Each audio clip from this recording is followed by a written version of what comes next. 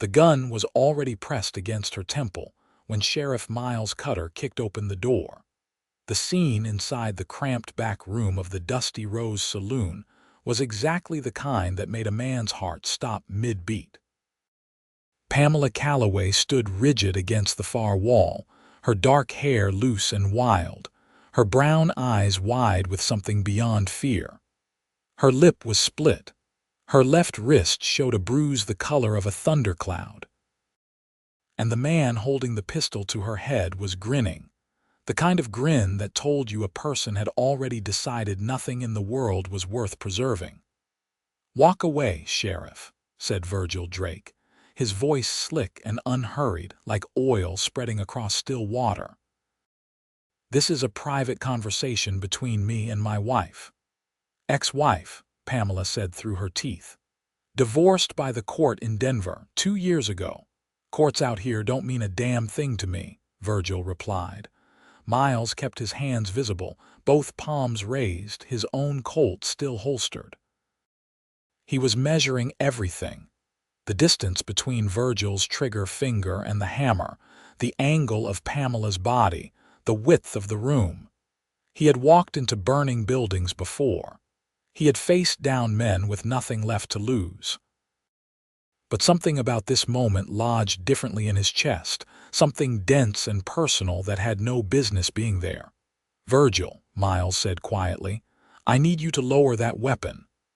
"Why would I do that?" "Because the moment you fire it, you've got nowhere left to run. And I will personally make sure of that." Pamela's eyes cut sideways to Miles.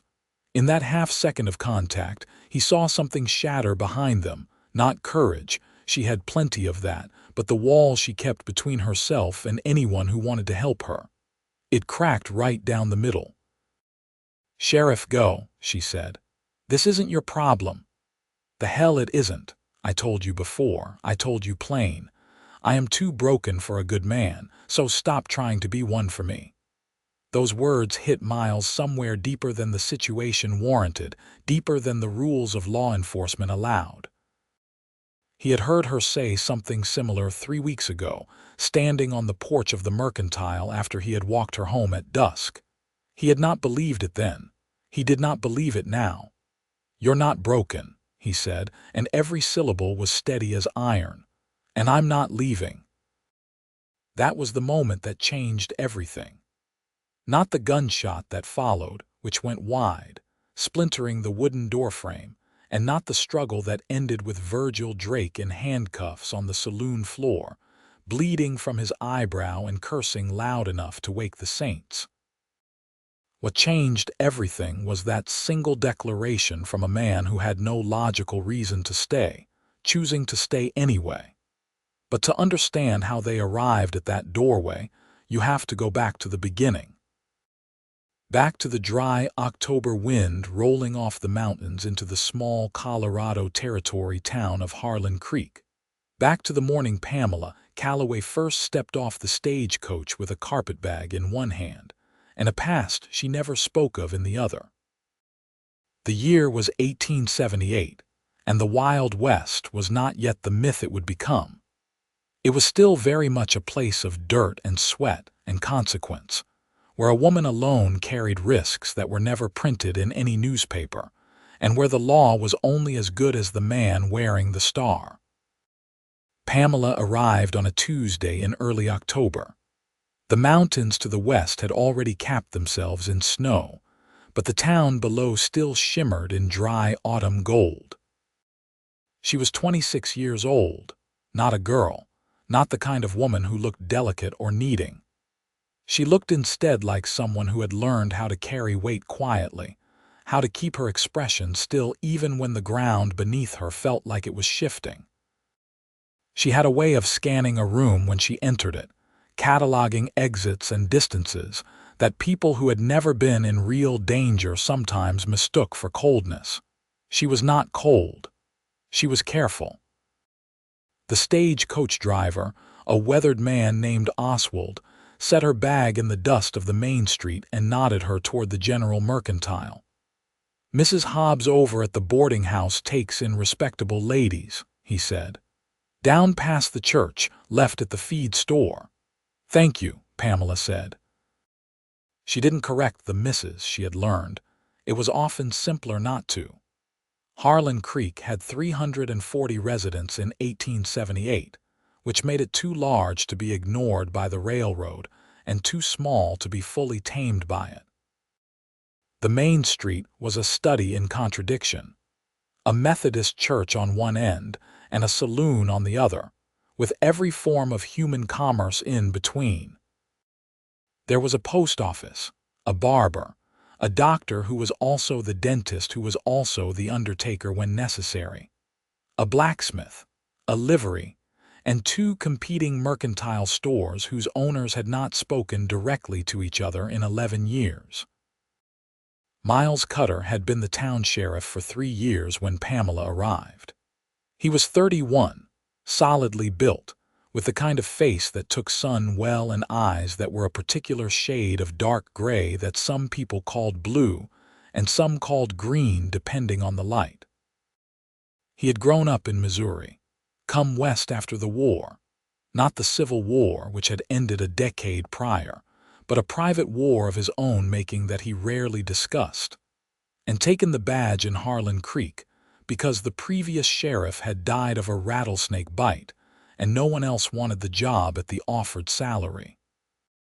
He was good at it, not in a theatrical way, not the way some lawmen perform their authority with theatrical gesture and loud declarations. Miles was good at it the way a well-made tool is good at its purpose, reliable, efficient, without unnecessary ornamentation. The townspeople trusted him, which was not a small thing. Trust in a lawman in 1878 was earned one unglamorous decision at a time. He first saw Pamela through the window of his office, which faced the main street. She was standing in front of the notice board outside the post office, reading the posted announcements with the focused attention of someone who was looking for something specific. She wore a dark green traveling dress that had been well made once and was still respectable, and her dark hair was pinned up with the kind of care that required both time and intention. Miles noticed her the way he noticed most things in Harlan Creek, carefully, without making it obvious. He went back to his paperwork. It was Deputy Clarence Hobbs who provided the first real information, 2 days later. Clarence was 23, earnest, and possessed of a bottomless supply of second-hand gossip acquired from his mother, who ran the boarding house.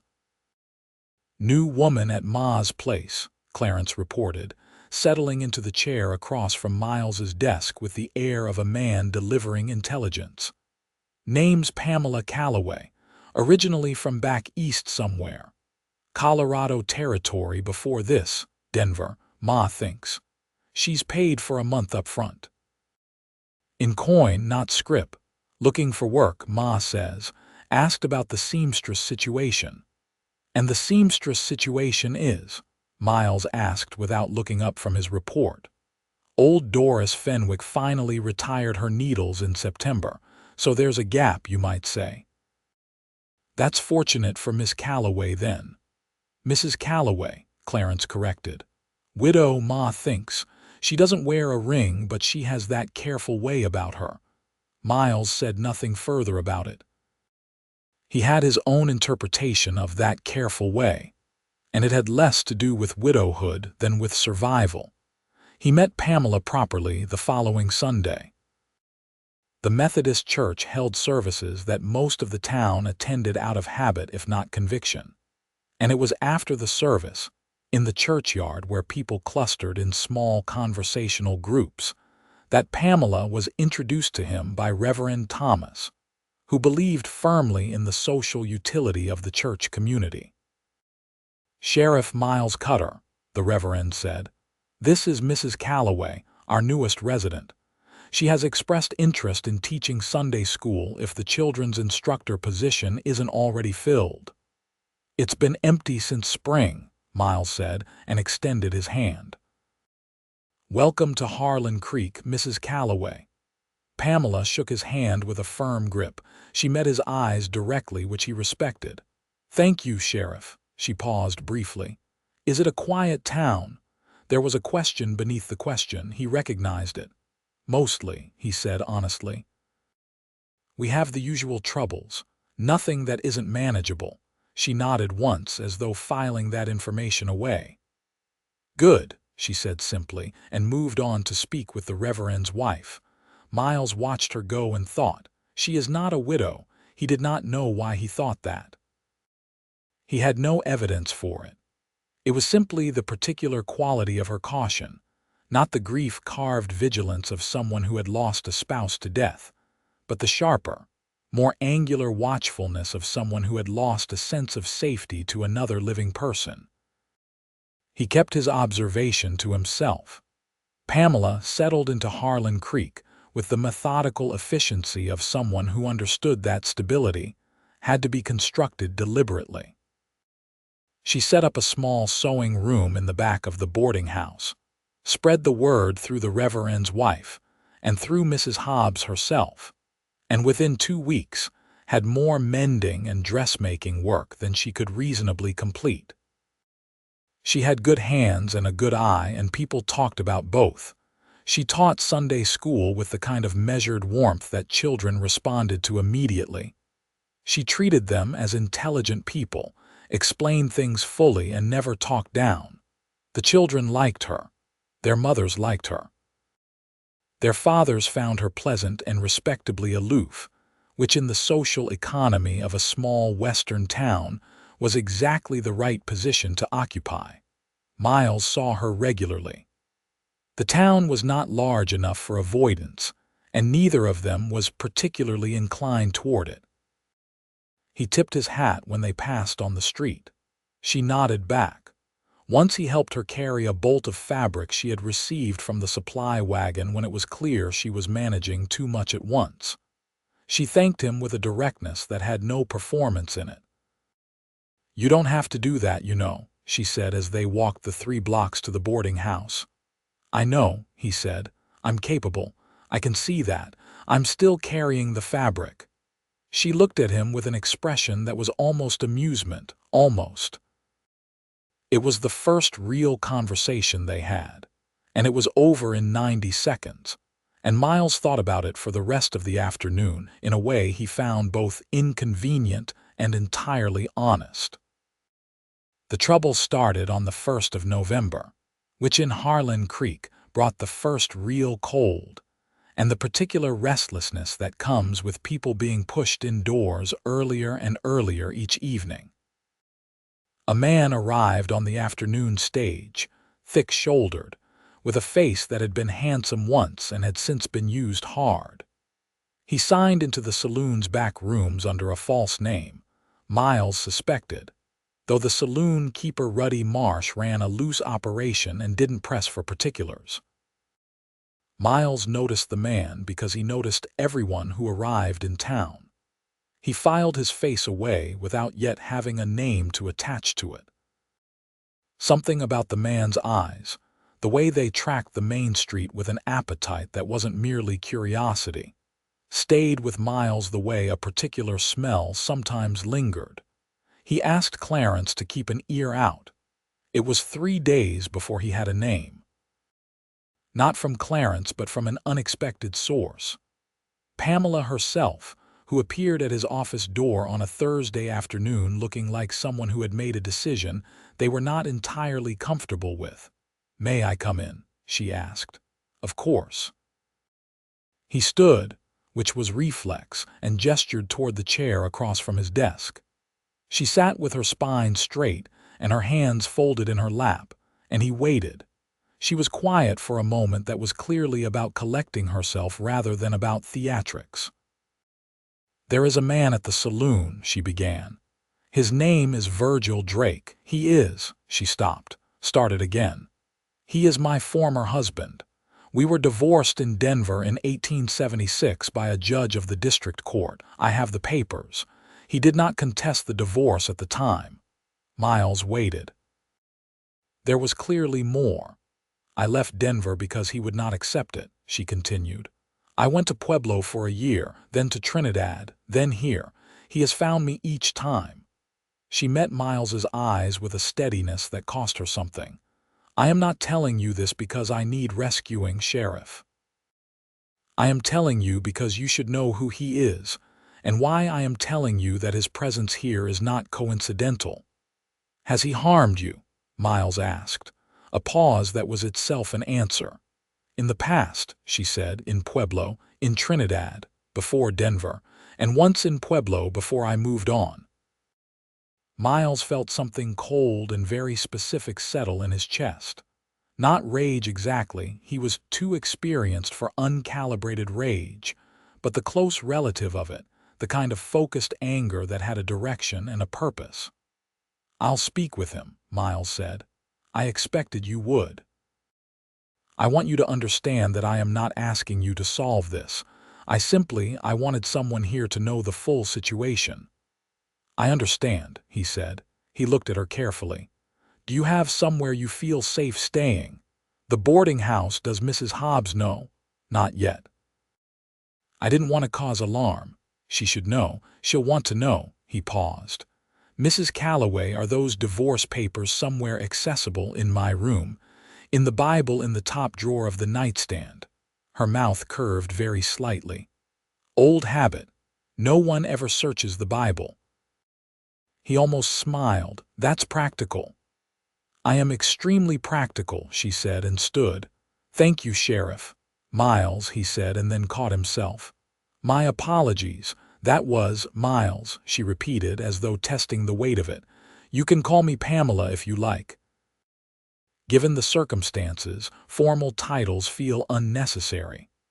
After she left, Miles sat for a long moment without moving. Then he picked up his hat, checked his weapon, and walked down to the Dusty Rose Saloon. Virgil Drake was exactly what Miles had assessed from a distance. A man who wore his menace loosely, the way some men wore expensive coats. He was playing cards at a corner table when Miles came in, and he looked up with the evaluating expression of someone who had dealt with lawmen before. "Sheriff," he said pleasantly, "buy you a drink." "I don't drink on duty," Miles said, and took the chair across from him without being invited. "You're Virgil Drake." A flicker behind Drake's eyes. "That's one of my names." "It's the name on your divorce papers from the Denver District Court, October 1876. The divorce was granted to your wife, Pamela Calloway, formerly Pamela Drake, on grounds of cruelty." Miles kept his voice even and factual. "Those are legal proceedings, Mr. Drake. Binding and recognized in this territory." Drake leaned back, his smile unchanged. "A man can still visit a free town. He can. As long as he behaves like a law-abiding citizen. Any contact with Mrs.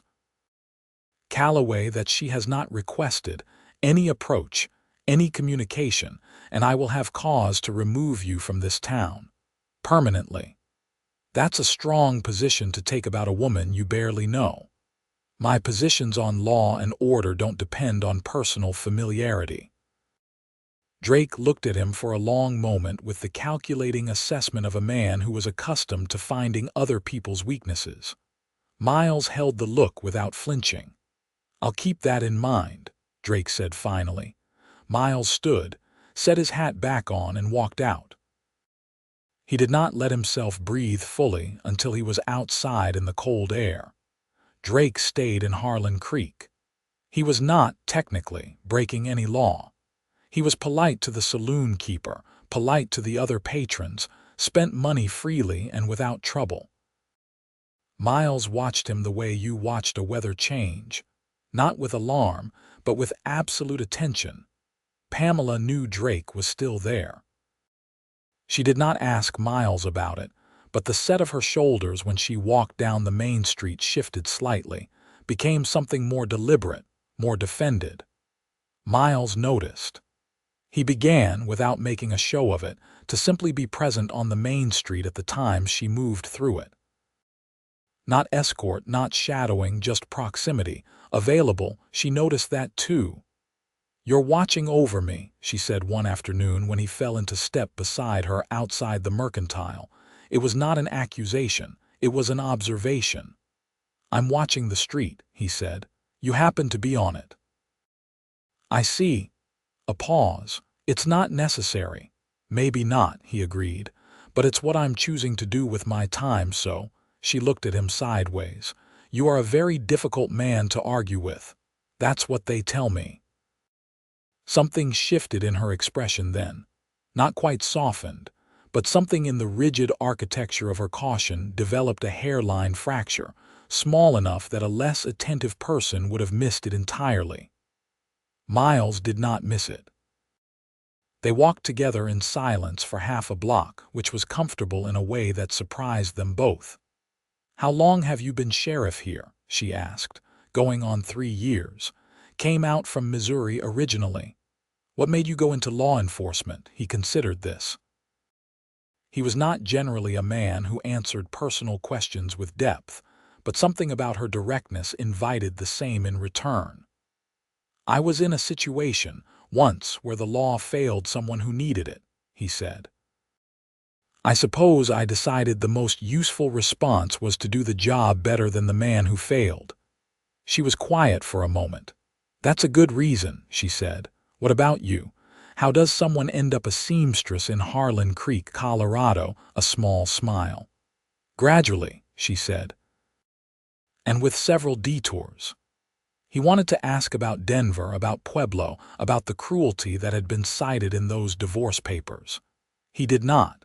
It was not the right moment, and more importantly, it was her information to share when she was ready to share it. They reached the boarding house. She stopped at the gate. "Thank you for the company," she said. Formal, careful. "Anytime," he said. She went inside. Miles stood at the gate for one extra second, then turned and walked back toward the main street, feeling the weight of something he was not yet ready to name. The weeks that followed were a careful and specific kind of dance. The kind performed between two people who are both deeply aware of each other and equally committed to pretending they are not. Miles found reasons to pass the boarding house when he could. Pamela found reasons to pass the sheriff's office. They spoke at church, where the social context made conversation natural and nobody's eyebrows went up. Clarence, who was not as oblivious as he sometimes seemed, observed these developments with the focused interest of a young man watching something more interesting than anything else in town. "You like her," he told Miles one morning with great confidence. "I respect her," Miles said without looking up from his papers. "Those aren't mutually exclusive. Go do a perimeter check." Clarence went, grinning. Miles did like her. He was honest enough with himself to admit that much, alone in the privacy of his own thoughts. She was the kind of person who made you feel as though she had assessed you fully and found you not perfect. She would never have used that word, but genuine. Worth the consideration of her attention. That was rare. He did not take it lightly. He also understood, with a clarity he found both useful and painful, that she did not trust easily and had good reason not to. He understood that her caution was not a character flaw or a personal rejection. It was the reasonable, logical consequence of a past that had taught her to be careful. Pressing her, performing grand gestures, or making declarations she wasn't prepared for would do nothing except teach her that he did not actually understand her, which would be the exact wrong lesson. So he was patient. He was consistent. He was present without being suffocating. He held the door and made her laugh and treated her opinions as worth hearing. And slowly, with the grudging certainty of something that does not want to be true but cannot help itself, Pamela Calloway began to look forward to seeing him. She told herself it was gratitude. She told herself it was the simple comfort of having a reliable person in her corner, something she had been without for a long time. She told herself a great many things, lying in the dark of her room at the boarding house with the Colorado wind pressing at the windows, and almost none of them fully convinced her. She had been through enough to know what it felt like when someone mattered. Miles Cutter was beginning to matter, and that terrified her in a way that Virgil Drake, for all his physical menace, did not. Virgil Drake, she understood. She had survived Virgil Drake. She knew his tactics, his pressure points, his particular brand of damage. She had built her defenses against him specifically, like a wall shaped to fit a known threat. What she had no defenses against was a man who was quietly, consistently kind, who did not demand anything, who seemed to find her competence attractive rather than threatening, who treated her like a person with full standing in the world she had almost forgotten that existed. The incident at the Mercantile happened on a Wednesday in mid-November. Pamela was inside collecting thread and buttons and small notions for her sewing work when Drake came in. He did not touch her. He was too careful for that, too aware of the legal perimeter Miles had established. But he stood too close and spoke too quietly.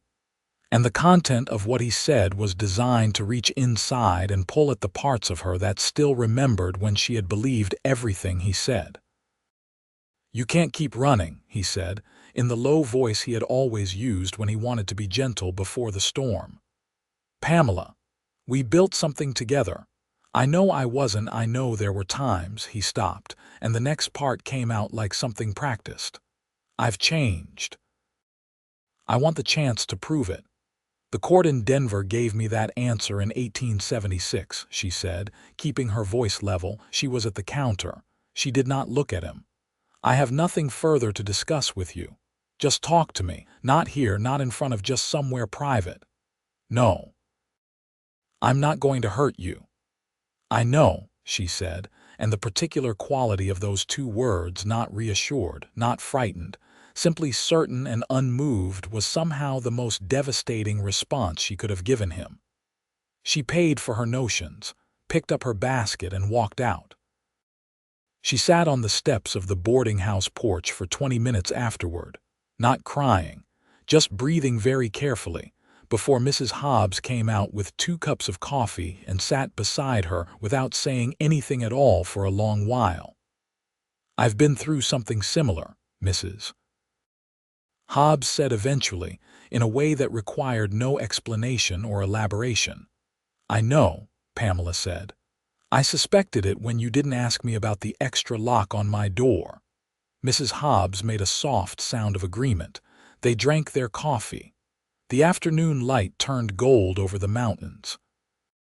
"He's not going to leave, is he?" Pamela said. It was not a question. "Not without a reason," Mrs. Hobbs said. "The kind of man like that, they leave when it stops being worth their while. Or when the law makes it impossible. Or that." Miles heard about the Mercantile incident from the proprietor, Mr. Garrett, who mentioned it the following morning with the careful phrasing of someone reporting a weather event, concerning, observable, currently unclear in its consequences. Miles went to the boarding house that afternoon. Pamela was in her sewing room. She let him in when he knocked, and he stood in the doorway while she continued working, needle moving through fabric with steady precision. "Garrett told me," he said. "I figured he would." She pulled the thread taut. "He didn't touch me. He was careful about that." "I know. That doesn't mean I know what it means, Miles." She looked up. "I know exactly what men like that mean when they're careful not to touch you. It means they're building a case for how reasonable they are." She set the fabric down. "He said he's changed. Do you believe that?" "Not even slightly." She held his gaze. "What I believe is that he is going to escalate. He's been here 3 weeks without getting what he came for, and patience has never been his virtue. Then I want to increase visibility, more presence near the boarding house, near where you work. You only have 1 deputy. I'll manage it." She was quiet for a moment. The sewing room was warm from the small iron stove, and outside the window the afternoon sky was the particular deep blue of high-altitude late November. There was a quality of privacy to the small room, of shared air and shared concern, that felt more intimate than either of them had consciously sought. "Why do you care this much?" she asked. And it was not a challenge or a test. It was a genuine question, the kind she asked when she was ready for a genuine answer. Miles was quiet for a moment that had thought in it. "Because it's right," he said. "Because what's happening to you is wrong and it's in my jurisdiction and my capacity to address it. That's the official answer." He paused. "And because I think you deserve better than what you've been given, and I'd like to be part of the improvement in that situation." Pamela looked at him for a long moment. Something in her face moved, not the armor going down exactly, but a window opening in it briefly. "I'm not," she stopped, started again. "I am not easy to know, Miles. I am aware of that. I have spent several years building walls that are considerable." "I can see that," he said. "I'm not in any hurry." The look she gave him was complicated and full and very hard to read all at once. "I don't want you to get hurt because of my past," she said.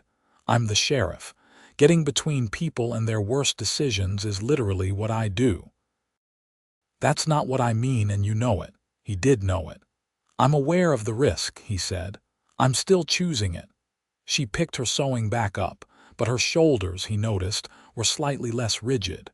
The hairline fracture had opened another degree. The crisis came faster than either of them had expected, which was how crises generally worked. Drake had been in Harlan Creek for exactly 23 days when Ruddy Marsh at the Dusty Rose came to Miles's office at 9:30 in the evening, visibly uncomfortable, to report that Drake had been drinking heavily since sundown and had said several things in the last hour that Marsh classified as "not something I want on my conscience if something happens." Miles had Clarence cover the main street and walk to the saloon himself. He arrived at the moment that became the story's beginning. The scene that opened with a gun and a split lip and a grinning man who had convinced himself that the rules of the world did not apply to him. The gun went wide. Miles moved, not toward Drake but past him, placing himself between Drake and Pamela in the 3-second window that Drake's wild shot created. Drake swung the pistol back, and Miles caught his wrist with both hands, drove it upward, felt the second shot go into the ceiling in a burst of plaster dust, and then used Drake's own momentum to turn him into the wall. The pistol hit the floor. Drake's face met the plaster hard enough to raise a cut above his eye. Clarence came through the front 30 seconds later, out of breath from running, and between them, they had Virgil Drake in irons before the man had fully registered what had happened to him. "You can't arrest me for nothing," Drake said, blood tracking down his temple. "Discharge of a firearm in a public building, assault with a deadly weapon, assault of a private person," Miles said, each count delivered with the flat precision of a man who knew his statutes. "Additionally, trespass against a restraining order which I will be filing at first light tomorrow." He handed Drake to Clarence. "Lock him up." The room had gone quiet. Ruddy Marsh stood behind the bar looking like a man who had survived something he hadn't fully chosen. 2 other patrons were pressed against the far wall, having had the good sense to get there early. Miles turned to Pamela. She was standing exactly where she had been standing since he kicked the door open, back against the wall, arms slightly out from her sides in the posture of someone who has been bracing themselves. The split lip was still beading with blood. The bruise on her wrist was older than tonight. Drake had grabbed her when she came through the back entrance earlier. Miles would learn, trying to pull her into the back room to talk. "Are you hurt?" he asked, quietly. Just the two of them now in any meaningful sense. "I'm all right," she said. Her voice was absolutely steady, which told him precisely how much effort that steadiness was costing her. He crossed the room and stood in front of her. He did not reach out, he waited, giving her the choice, but he was close enough that if she needed to lean against something solid, he was there. "I told you to leave," she said. Her voice broke on the last word just slightly. "I know." I told you I was too broken for a good man. I heard you, and you stayed anyway." She looked up at him, and the expression on her face was something he had not seen on her before. Not the composed, measured, carefully maintained face she presented to the world, but something stripped of all the protective architecture, something raw and real and almost unbearably honest. "You're not broken, Pamela," he said. "You are a person who survived something hard more than once. That is not the same thing." Her chin lifted slightly. "You don't know everything I've been through. No. But I know what I can see, and what I can see is someone who walked into a dangerous town alone with nothing but her own nerve and good sense and built herself a good life here. That's not broken. That's extraordinary." The silence that followed was different from any silence they'd shared before. It had no distance in it. Pamela reached out and touched the lapel of his coat, just her fingertips, the smallest possible gesture, and then she said very quietly, "I'm very glad you stayed." He covered her hand with his briefly, carefully. "Me too," he said. They walked back to the boarding house together that night with Clarence following at a respectful distance to ensure they weren't followed.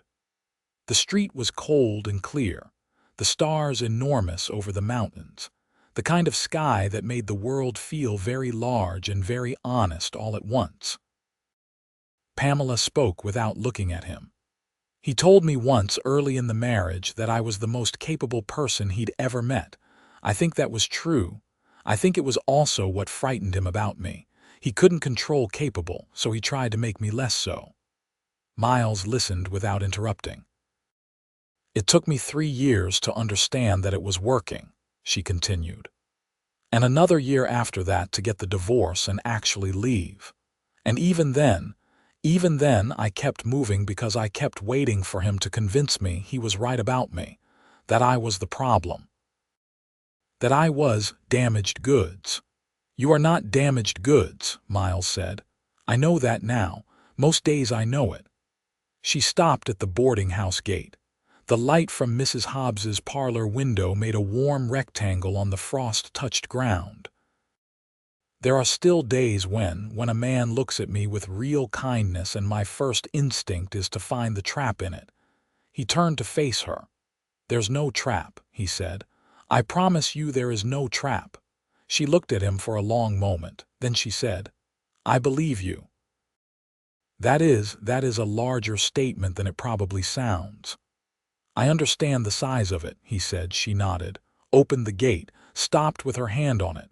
"Miles, thank you for tonight and for the last several weeks." She paused. "I don't say that to people easily." "I know," he said. "That makes it mean more."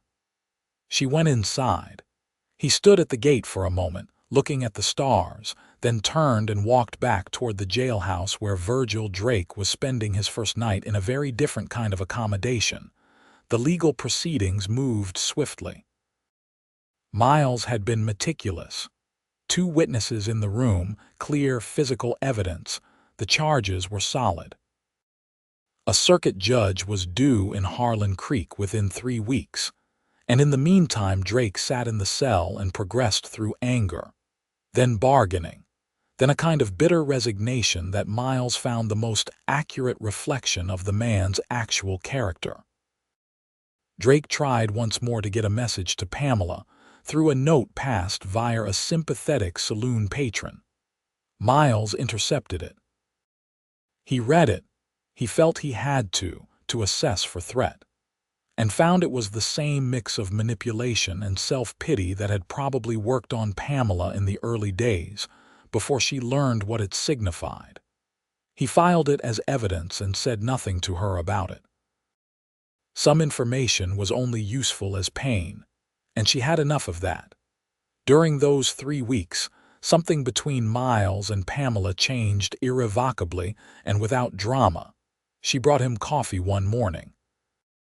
Just appeared at his office door with a tin pot and 2 cups, said she had made extra, and sat in the chair across from his desk while they drank it. They talked about the town, about a dispute between two ranchers that Miles was navigating, about a book she was reading that she had borrowed from the Reverend's wife. It was ordinary and quiet and entirely lovely in a way that had nothing to do with romance as he had ever pictured it. He walked her home regularly without making a point of it. Sometimes they talked the whole way. Sometimes they were mostly silent, which was its own kind of intimacy. He fixed the broken hinge on her sewing room door, which she had mentioned once in passing, and which he showed up to repair one Saturday morning with tools and without announcement. She made no fuss about it, simply moved her work to the other side of the room and handed him a cup of water when he was halfway through, and said thank you when he was done, and that was perfect. He told her about Missouri. Not all of it, not yet, but the important parts. The family farm, the younger sisters he had helped raise after his mother died, the feeling of responsibility that had settled into his shoulders young and never quite left. The man in his town who had been a lawman and had looked the other way when someone important broke the law because it was easier.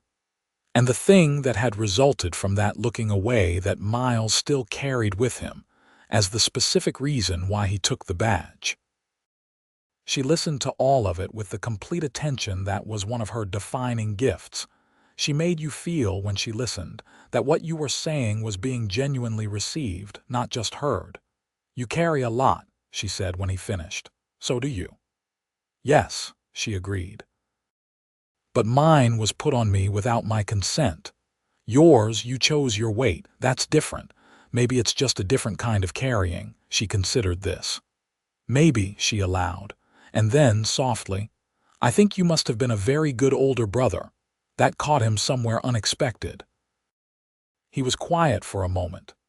"I tried to be," he said. She reached across the small space between them and touched his hand. Not as a gesture of sympathy exactly, but as a statement of understanding, one person recognizing another's particular burden without diminishing it.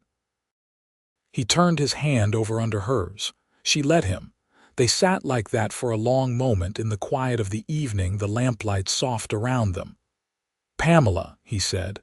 "I know," she said, and she did know. The whole question was there in his voice, careful and honest and patient, and her answer was in the fact that she had not moved her hand, but she was not ready to say it plainly yet.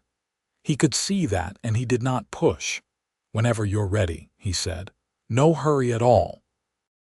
She looked at him with an expression that was softer than any he had seen on her before. "You are remarkably patient. I have good reason to be." The circuit judge arrived on the 3rd week of December, in the first real snow of the season. Harlan Creek became briefly the most official place in the county, and the courthouse building, which was also the town hall, which was also used for community dances in better circumstances, was pressed into formal service. Pamela gave testimony. She was composed and exact, and the bruise on her wrist, though fading, was documented by Dr. Oglesby beforehand. Miles provided his own account, and so did Ruddy Marsh, who had decided in the weeks since the incident that cooperation was both the right thing and the thing that would help him sleep at night. The judge reviewed the divorce papers from Denver with meticulous attention and noted their full legal validity. The charges of assault with a deadly weapon, unlawful discharge of a firearm, and aggravated harassment of a divorced spouse were considered in full. Virgil Drake was sentenced to 18 months in the territorial prison at Cannon City, with a permanent restraining order to be filed with the Denver District Court upon his release. When it was over, Pamela sat in the courtroom for a moment after everyone else had begun to file out. The room was cold. The single stove in the corner was losing its battle with the December air seeping through the gaps in the old building's walls. Miles sat down beside her without asking. "It's over," she said, not with triumph. With something quieter than that, the specific exhaustion of having carried a weight for a very long time and having it finally lifted. "It's over," he agreed. She put her face in her hands for a moment. Her shoulders moved once. He did not speak or move, just stayed there, present and steady in the space beside her. Then she straightened, lowered her hands, and looked at the far wall of the courtroom. "I used to think," she said slowly, "that what happened to me in that marriage meant something about me, about my worth, about whether I deserved good things." She turned to look at him. "I have been working on not thinking that. How is that going?" he asked gently, her mouth curved. "Better," she said. "Considerably better lately." He held her gaze. "I told you that you were too broken for a good man," she said. "You did." "I don't believe that anymore." She said it simply, without performance. "And I think I would like to find out what this is between us, if you're still willing." Miles let out a slow breath. He had not realized quite how much he had been holding. "Very willing," he said. "Extremely willing." And Pamela Calloway laughed. A real laugh, unguarded and bright, the kind that reaches the eyes and stays there. And Miles thought that it was possibly the best sound he had ever heard in his life. The winter in Harlan Creek was long and quiet and very beautiful in the particular way of mountain winters. The world reduced to stark clean lines of white and black and gray. The sky enormous and deeply blue above the snow-topped peaks. Pamela and Miles took their time with each other, which was the right way to do it, and they both knew it. They were seen together regularly enough that the town accepted the development with the matter-of-fact ease of a community that had been watching something obvious build for 2 months. Clarence Hobbs told Miles, "I called it from day one with great satisfaction," and Miles told him to do a perimeter check. Their courtship, if that was the right word for it, had the unhurried quality of two people who had learned to take nothing for granted. They walked and talked and shared meals at the boarding-house table, where Mrs. Hobbs presided with serene approval. They sat together at Sunday services. He brought her books from the small lending library the Reverend kept. She fed him dinners that were significantly better than anything he cooked for himself, which set a bar so low it barely counted as a competition. He told her the rest of Missouri. She told him the rest of Denver. The Denver part was hard to hear. Not because Miles didn't understand cruelty. He had seen it in many forms over his years in law. But because imagining Pamela in those specific circumstances, in the years before she had built herself back, required a kind of empathy that went beyond professional understanding and into the personal. He listened without interrupting, and when she was done, he did not try to fix it or minimize it or reframe it, because those were the wrong responses. He simply said, "I'm sorry that happened to you, and I'm glad you got out." She looked at him with an expression that said she had expected him to say something inadequate, and that she was genuinely relieved to have been wrong. "You are consistently not what I expect," she said. "Good," he said. "It's very disarming. I'll take that." The first time he kissed her was in February, on a Tuesday evening that had no particular occasion except a good dinner and a long conversation, and the moment arriving with the natural inevitability of something that had been building for 4 months. They were standing on the boarding-house porch, and the night was cold and very still, and she turned to say good night, and he caught her hand, and she looked at him with a question in her eyes and the beginning of an answer, and he asked, plainly, quietly, "May I?" She nodded. It was careful and gentle and very certain, and when it ended she rested her forehead briefly against his, and neither of them said anything, and the silence was exactly right. "Took you long enough," she said eventually. He laughed, which surprised him and apparently delighted her. The spring came, and with it the first sense that Harlan Creek was returning to full life after its winter dormancy. The passes opened. The supply routes resumed their regular schedules. New families arrived on the emigrant trail, a few of them settling in the area, and the town began to feel the particular optimism of a community in expansion. Miles was occupied. Spring always brought an uptick in disputes and difficulties. The combination of renewed commerce and the restlessness of warmer weather. He handled a land dispute, 2 cases of theft, 1 incident at the saloon that was resolved without injury, and a complicated situation involving stolen cattle that required correspondence with the county sheriff, and 2 days of hard riding to address. Pamela's sewing business had grown to the point where she had taken on a young woman named Ada Marsh, Ruddy's niece, as an assistant. She had also begun teaching reading to 3 of the adults in town who had never had the opportunity to learn, which she did privately and without any announcement, because she understood that the asking of it required a courage that deserved to be met discreetly. They built a life, alongside each other, in the practical and daily way that real lives are actually built. In April, he asked her to take a walk on a Sunday afternoon, up to the overlook above town where you could see the whole valley spreading out in spring green below the snow-capped peaks. It was the kind of day that made even skeptics feel that the world was a reasonable place. He had the ring in his pocket. It had taken him 3 weeks to source it. He had written to a jeweler in Pueblo who he trusted, a man who had once done a favor for a friend of Miles's, and who understood that he needed something real but not extravagant, honest but beautiful. He was not nervous, exactly. He was very sure of what he wanted. What he felt was more like the particular alertness of an important moment, the hyper-awareness of wanting to be fully present in it. They stood at the overlook with the valley below them and the mountains above, and Miles turned to face her. "Pamela," he said, and his voice was absolutely level, "I love you. I've known it for a while, and I am stating it plainly now because I think you deserve plain statements." She was very still. "I love who you are," he continued, "not a project or a rescue or a possibility. You. The way you think and argue and laugh, and the fact that you take everything seriously except yourself when you let yourself stop." He paused. "I would very much like, if you are willing, to marry you, to build something permanent together."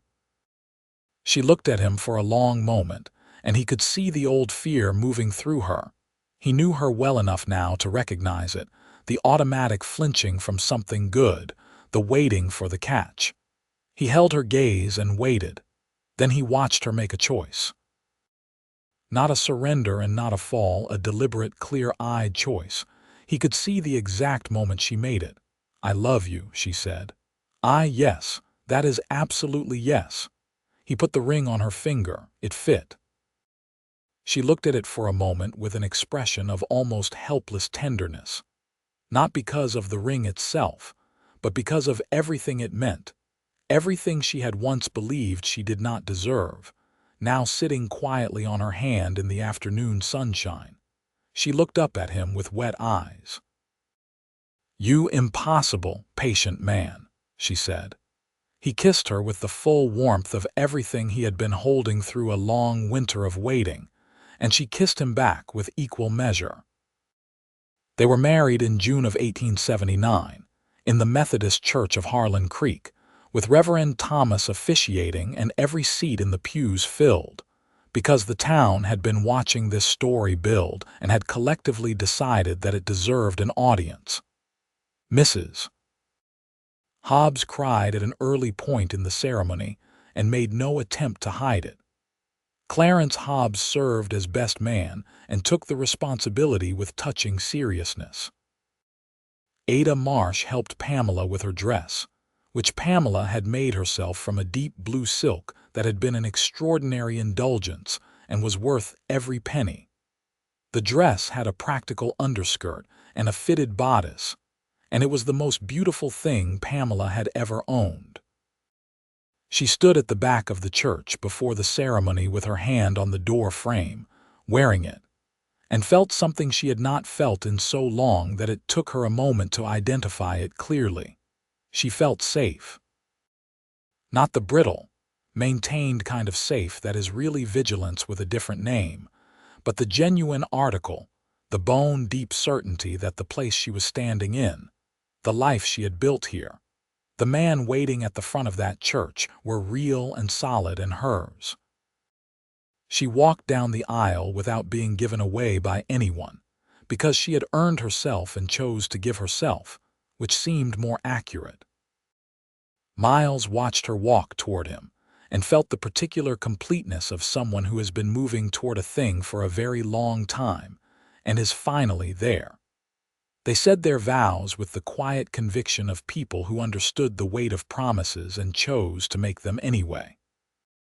When the Reverend said the final words and Miles kissed his bride, the church responded with the kind of wholehearted noise that small communities reserve for the moments they have most wanted to see.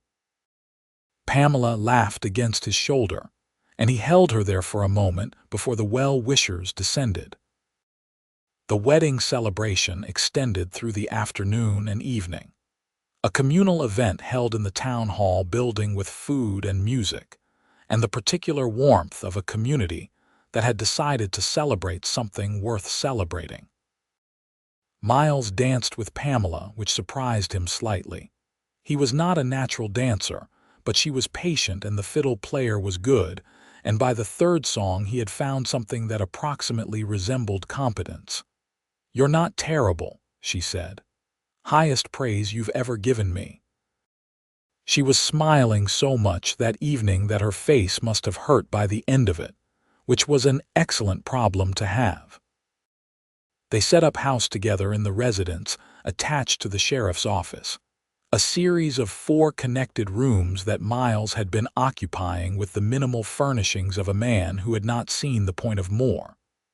Within 2 months of Pamela's arrival, the place was transformed.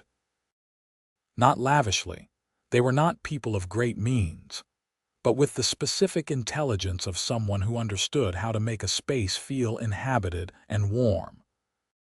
Curtains, rugs, the right arrangement of furniture. A kitchen garden started in the narrow strip of yard behind the building with tomatoes and herbs she ordered from a catalog in St. Louis. Miles came home to that house every evening and felt the word home means something specific and earned. In late autumn of 1879, Pamela told him she was expecting their first child. She told him at breakfast, direct and calm, watching his face. He set down his coffee cup. He looked at her. And then something happened to his expression that she had never seen before. Not the composed steadiness she associated with him, not even the warm openness of the man she had come to know in their months together, but something underneath all of that, something foundational and overwhelmed and entirely undone. "A baby," he said. "A baby," she confirmed. He stood up from the table, crossed the small kitchen, and held her, carefully, as though something precious was in the vicinity. And she felt him breathing against her hair, the smallest adjustment in how the world was arranged, the sense of him recalibrating to include something new and enormous. "Are you all right?" he asked.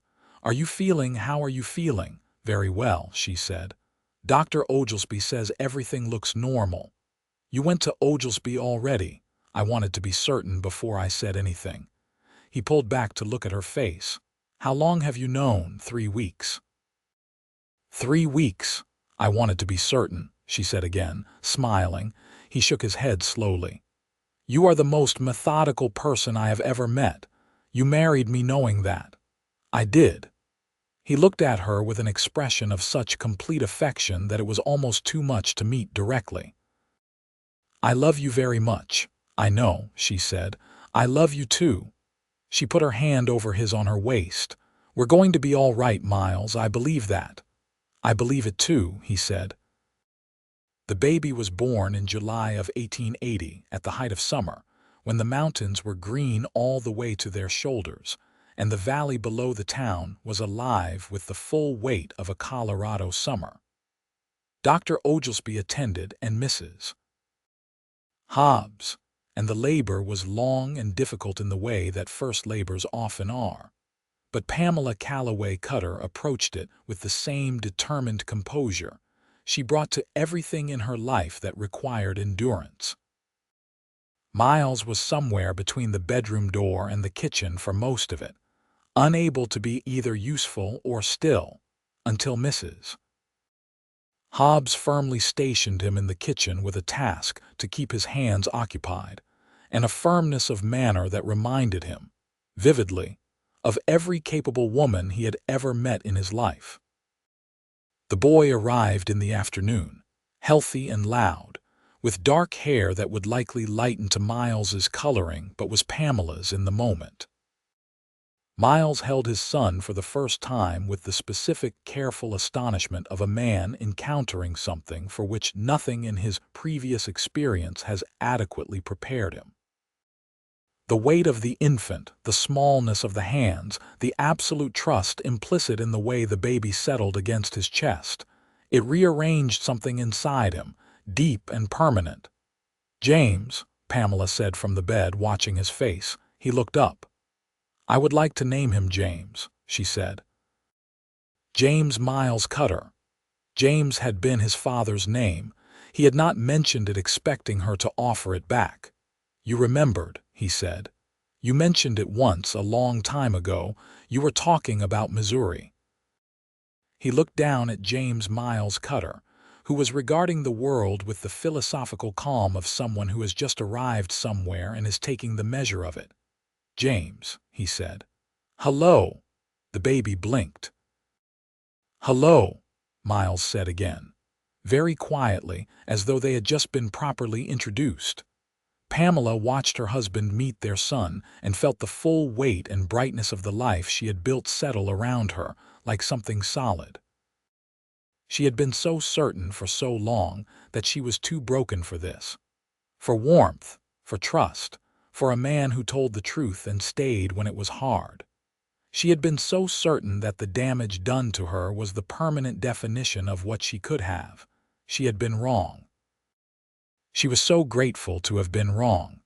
The years that followed were full years, built of the 1,000 small moments that constitute a life honestly lived. Miles continued to serve as sheriff, his reputation for fairness and competence growing to the point where he was occasionally consulted by lawmen in neighboring counties. He hired a second deputy as the town grew. He turned down an offer to run for territorial marshal in 1882 because Harlan Creek was home and he was not inclined to leave home. Pamela's sewing business expanded into a proper shop by 1881, with 2 full-time assistants, which was a source of considerable pride delivered without performance. She had done what she set out to do, and she knew the value of it clearly. She also continued teaching reading to adults who needed it, and in 1882, she began a more formal arrangement with the schoolteacher, providing after-school support for the children who needed extra attention. She was also involved, alongside 3 other women in town, in the formal petition to the county for a public library. A campaign that took 2 years, considerable persistence, and the particular skill of making powerful men believe that an idea which was entirely Pamela's was something they had arrived at themselves. Miles, who watched this process with admiring amusement, said once that she was the most effective diplomat he had ever observed. "You could have been a politician," he said. "I prefer my current work," she said. "The compensation in the form of you being present in my house every evening is considerably better than anything a political career would offer." They had a second child in 1883, a girl they named Clara Margaret Cutter, who arrived in October with considerably less drama than her brother, and from the first week, displayed a personality of considerable determination that both her parents found both charming and slightly daunting. James, by this point 3 years old, accepted the arrival of his sister with philosophical equanimity, and then immediately proceeded to be the most devoted older brother in the county, which Pamela found delightful and Miles found deeply recognizable. Clarence Hobbs got married himself in 1882 to a young schoolteacher from Pueblo named Harriet, and Miles served as best man with the same touching seriousness Clarence had once brought to the role. The four of them, Miles and Pamela, Clarence and Harriet, formed the kind of steady, easy friendship that small towns produce between people thrown together by proximity and sustained by genuine mutual affection.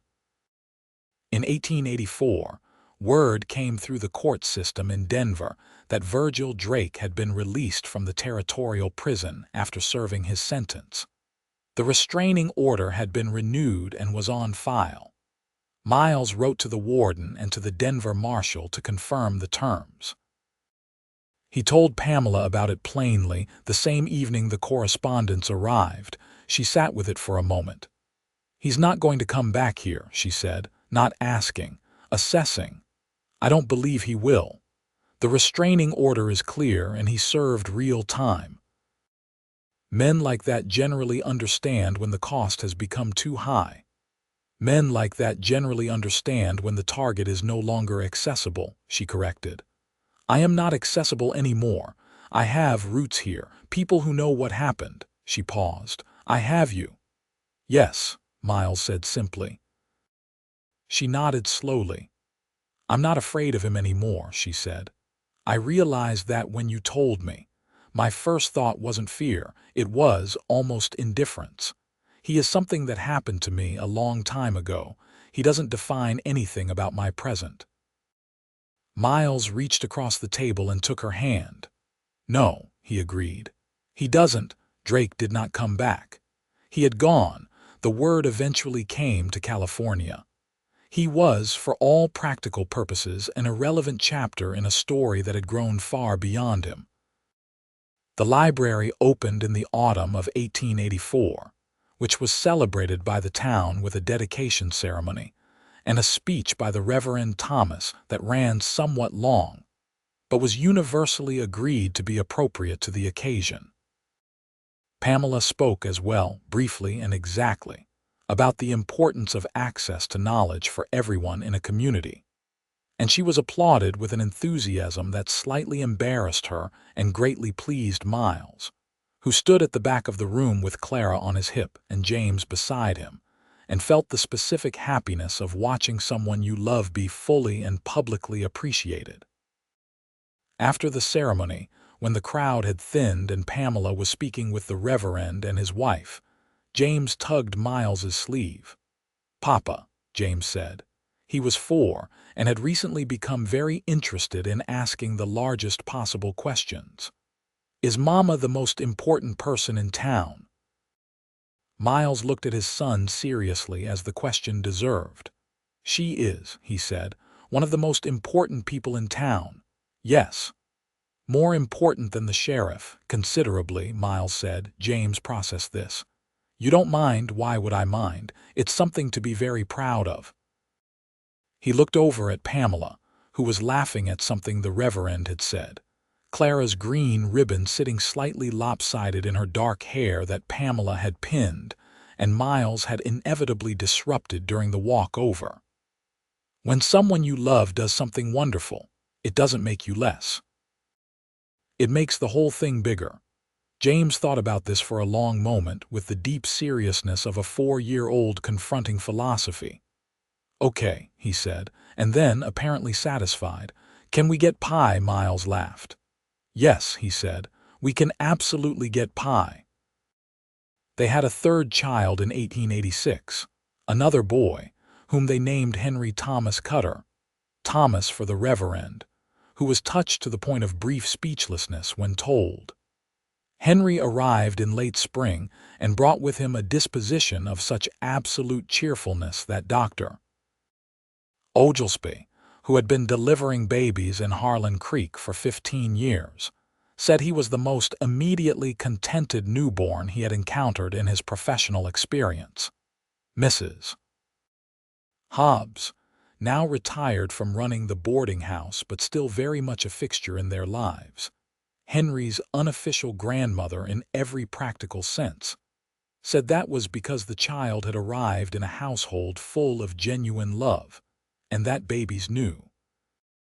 "Babies always know," she said firmly, rocking Henry in the way she had learned with James and refined with Clara, with the particular authority of a person who has earned the right to confident opinions.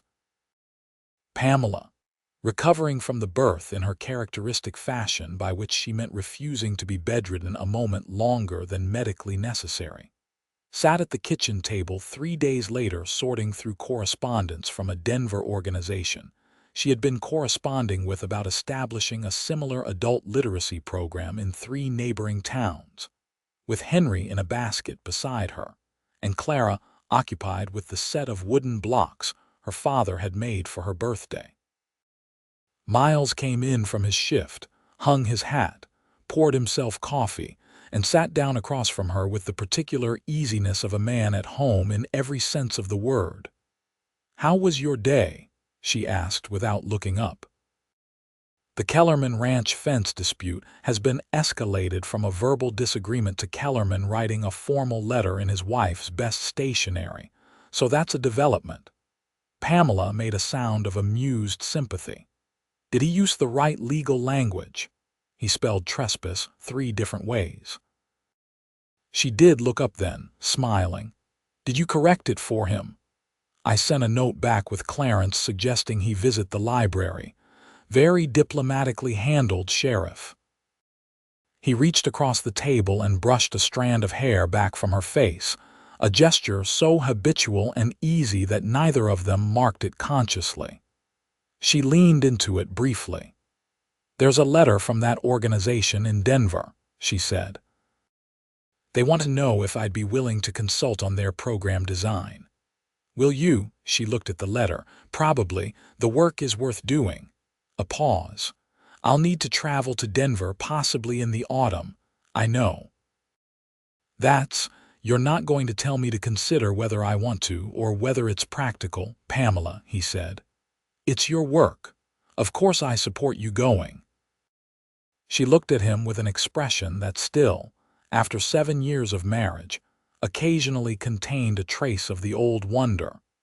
The specific surprise of someone who had once believed that support was too much to expect and kept finding it extended to her anyway. "I married an exceptional person," she said. "The feeling," he said, with a warmth that had not dimmed in 7 years, "is entirely mutual." Henry made a small sound from his basket, the particular sound of a baby who has become aware that he is being marginally less attended to than he prefers. Miles picked him up with the ease of a man who had done this twice before, and settled him against his shoulder. Henry subsided immediately into the contented calm that had apparently been his defining characteristic since birth, and Miles sat there with his youngest son against his chest, and his wife across the table doing her important work, and his daughter building something architectural with wooden blocks in the corner. And outside the window, the Harlan Creek Main Street was going about its afternoon business in the unhurried way of a town that has found its footing. He thought about who he had been before this, the man who had come west with a wound that had healed into a scar that had healed into a purpose, who had taken a badge in a small town because no one else wanted the salary, who had watched a woman step off a stagecoach with a carpet bag, and a past and known, in the animal certain way of real recognition, that something important had arrived.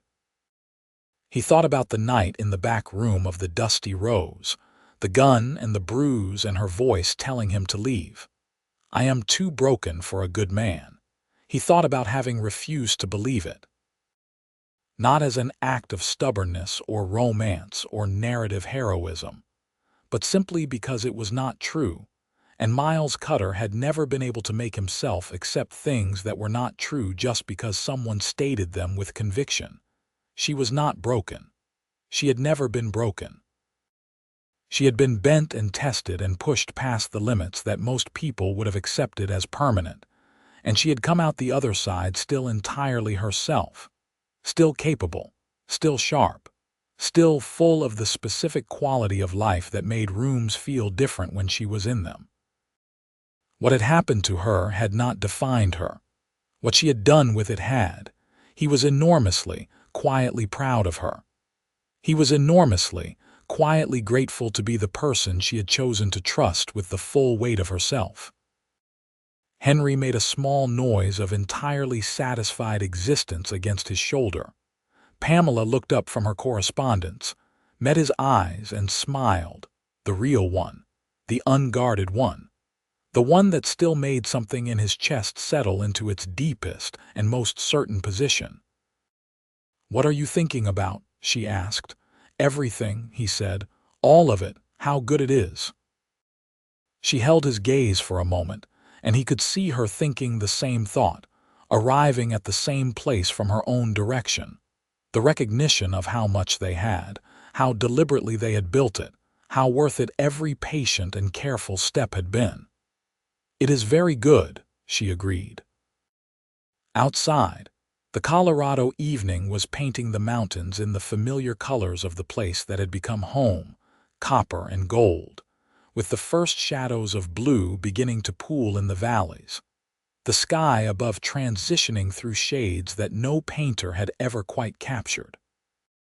The main street was winding down toward supper time, the sounds of the town quieting into the domestic range. James came in from the backyard, where he had been constructing something in the dirt that he characterized as an irrigation system, his boots leaving prints across the kitchen floor. His expression the intense and absorbed look of a child who has been entirely occupied with the serious business of childhood. "The irrigation isn't working," he announced. "What are you trying to irrigate?" Pamela asked. "The tomatoes. Papa said they need consistent water." "Papa is correct," she said. "What's the problem with your system?" "The channel keeps filling up before the water gets to the tomatoes." "That suggests the channel isn't graded correctly. The water needs a downward path to travel." James processed this with the complete seriousness it deserved. "How do I make it downward? Come show me the layout and I'll explain." She got up, took his muddy hand without hesitation, and went out the back door with him. Miles watched them through the kitchen window. His wife and his son bent over a patch of dirt, Pamela explaining the principles of water movement with the same patient clarity she brought to everything she taught. Clara abandoned her blocks and went to join them.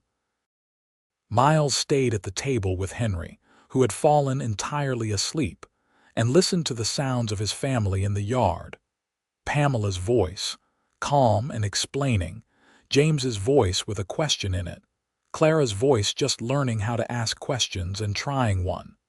The evening deepened. The mountains went from gold to rose to the particular blue of high-altitude twilight. The kitchen smelled of coffee and the beginning of supper. Henry breathed with the perfect rhythm of untroubled sleep. Miles Cutter sat in the house he had built into a home, in the town he had given his best years to, holding his youngest son and listening to his family, and felt the full and uncomplicated weight of a life that had gone right, not easily. Not without pain or history, or the specific kind of damage that takes years to heal, and requires both people to show up for it every day. Not without a night in a saloon back room with a gun at a woman's temple, and a declaration made in the dark that turned out to be the most important sentence of his life. But right. Deeply, permanently, unambiguously right. Pamela came back in first, with mud on her hands and Clara on her hip, and the easy warmth of the evening still in her face. She ran water over her hands at the basin. settled Clara into her chair, and began moving around the kitchen with the efficiency of someone who has found a rhythm and lives comfortably inside it. She put a hand on Miles's shoulder as she passed him, a brief and habitual tenderness. He covered her hand with his. James came in talking about water pressure with great enthusiasm, and the kitchen filled with the noise and life and the irreplaceable particular warmth of a family at the end of a good day. Supper was made and eaten and cleared. Children were bathed and read to and settled. The house went gradually quiet. The mountains outside the window were invisible in the dark, but they were there, permanent, enormous, indifferent to human drama in the way that large things are, and therefore curiously comforting. Miles and Pamela sat together in the front room as they did most evenings. She with her mending, he with whatever reading or correspondence the day had left unfinished, the lamp between them casting its warm radius of light. "Denver in the autumn," she said, picking up the thread of the earlier conversation. "Denver in the autumn," he agreed. "You could come, we could make it a trip. The children haven't seen a city." He looked up. "I think they might be overwhelmed. James would absolutely love it. Clara would be suspicious of it and then secretly fascinated. Henry would sleep through most of it," he smiled. "That's probably accurate. We don't have to, I just thought I'd like to," he said. "I'd like all of it." She looked at him across the lamp. "I'm glad I came to Harlan Creek," she said. Not for the first time. She said it occasionally, with no particular occasion prompting it, simply as a statement of fact that she apparently found worth repeating. "I'm glad you got off that stagecoach," he said, "with my carpetbag and my secrets. And your extraordinary competence and your slightly terrifying way of scanning exits when you entered a room." She laughed softly. "I don't do that anymore. You do it a little bit. A little bit is allowed. It's a useful habit."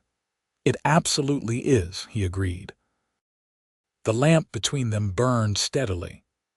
Outside, the night was quiet over Harlan Creek, the way nights were quiet in mountain towns. A deep, clean silence broken only by the occasional sound of a horse at the livery, a door somewhere, the distant voice of the world going on with its business. Pamela set her mending down. "Miles," she said. He looked at her. "Thank you," she said, "for not leaving that room, for refusing to believe what I said about myself." She paused. "For being, consistently and without great fanfare, exactly who you said you were." He set his papers down. He crossed the small room and sat beside her, and she leaned into him the way she had learned to lean, fully, without the residue of bracing against impact, the pure and uncomplicated weight of trust. "Thank you for letting me stay," he said. She tilted her head back to look at him. "You were very difficult to get rid of," she said. "Still am," he agreed. She kissed him with the easy warmth of a woman entirely at home in her life, and he held her with the certainty of a man who had found the thing worth holding. And outside the lamp burned quietly, and the mountains stood over Harlan Creek as they had always stood, permanent and enormous, and indifferent to the small dramas of human hearts. Except that this was not, in the end, a small drama at all. It was the biggest possible story, told at the right scale. Two people, each carrying their own particular weight of history and hurt, finding their way to the same place at the same time, and having the courage, both of them in their different ways, to choose it. A woman who had told herself she was too broken for a good man. A man who had looked at the full truth of her and refused to accept that assessment. And the life they built together in the space that refusal made, real, warm, permanent, and full of the specific and inexhaustible richness of two people who understood what they had and chose it every day. The story did not end. Stories like this never end in the dramatic sense, do not arrive at a final moment and stop. They continue in the daily texture of ordinary life. in the tomato garden and the library correspondence, and the children growing, and the law practiced with integrity and the evenings by lamplight, and the long marriage that deepens with time the way good wood deepens, taking on the particular richness of something that has been kept and used and valued. That was the story. That was all of it. That was enough.